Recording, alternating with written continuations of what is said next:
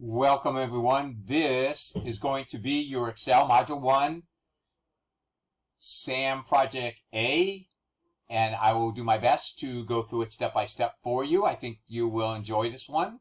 So we're going to click on the profit analysis, and I'm going to save it accordingly.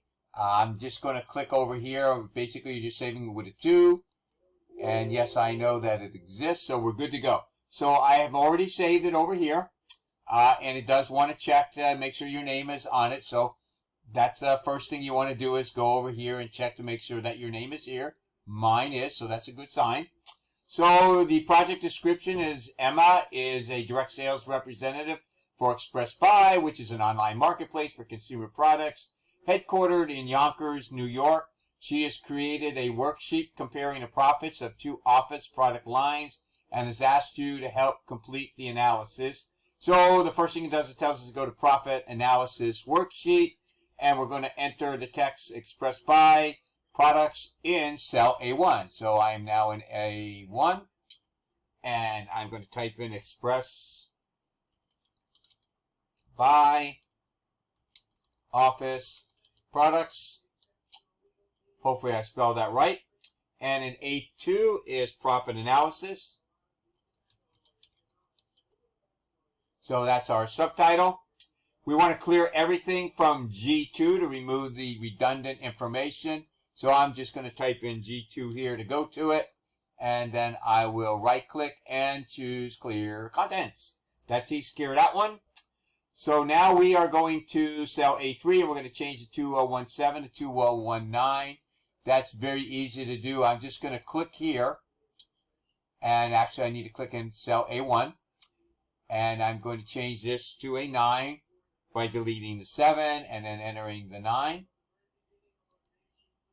So you'll see that this heads over here. The cells are not merged. So that's something for later on. We're going to go to cell D9 and we're going to type in 48050. So here's D9, 48050. Perfect. That was number 5. This is a good time for me to save. That is number 5 is done. Number 6 is use the fill handle to fill the range E6 to E10 with the formula in cell E5.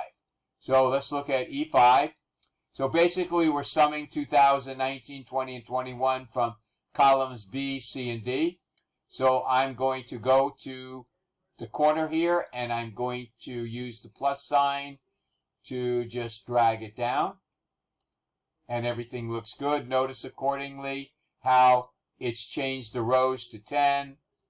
This is 8. Again, that is relative reference. That is number 6.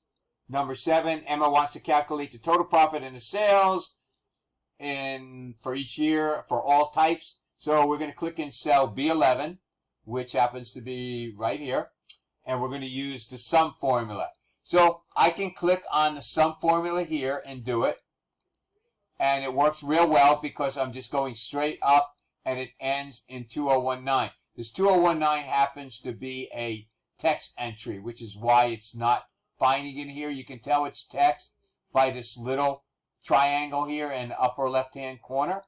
So now I'm going to hit the Enter key, and that should give us hopefully the correct answer, which we're going to check in a minute. And then we're going to copy the formula and paste it. So we had been using the fill handle. This time we're going to just copy and paste it. So we want to go to E11. And I'll just choose paste here. That works out good. So now you can notice that here we have E5 and D5 here. So that works out good.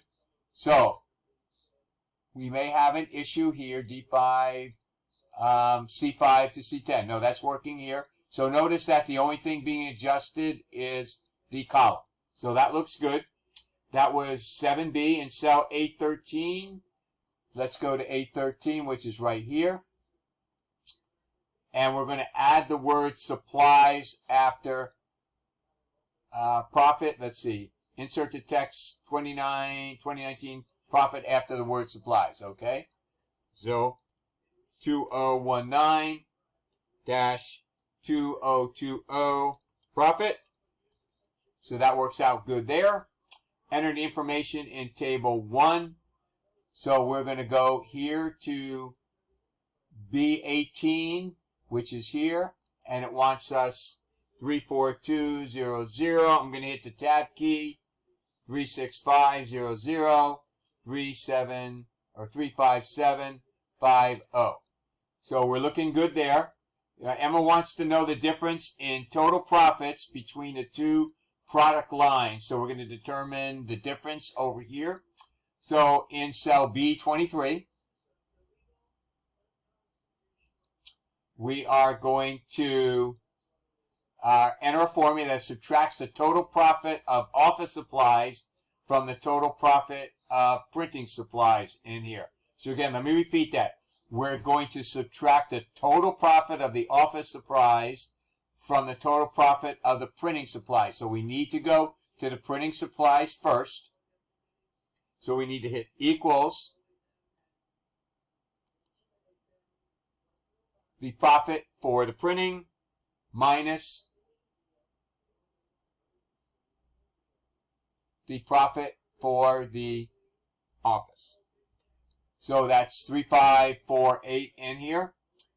So I'm just looking to make sure. So it subtracts the total profit of the office supplies in here. So we're going to copy the formula in B23 to that range. So I will just drag it over here. And it wants us to go to E. So that looks pretty easy. And now that was number 10, A and B. Number 11, MS started calculating statistics on the sales office and printing supplies in cell H4. So here is H and 4. We're going to do average. So I will just click here and choose average. And what does it want the average? It wants D5 to D10. So it only wants 2021. So here is D5 to D10.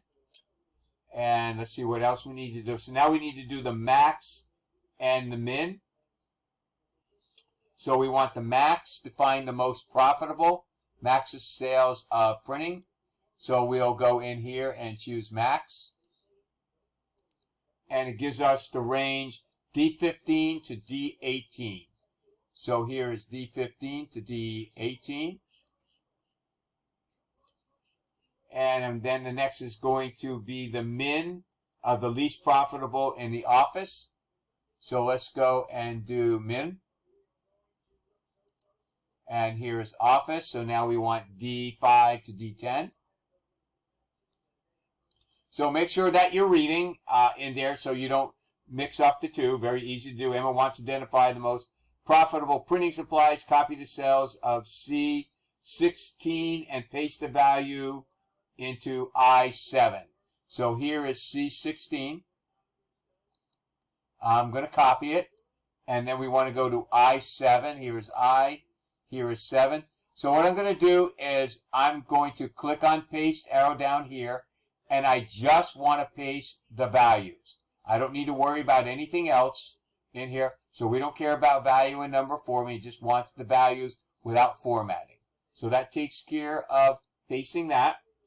Let's see, hide the grid lines for the profit analysis. So we'll go to view and get rid of the grid lines. And we're going to change the orientation to landscape. So we go to page layout, change that to landscape. And it does tell us our workbook should look like this. So I'm checking the formulas to make sure the numbers are correct, which it looks like, and this is what it should look like here. And that is everything for this video. So hopefully this was helpful to you, and look forward to seeing you again.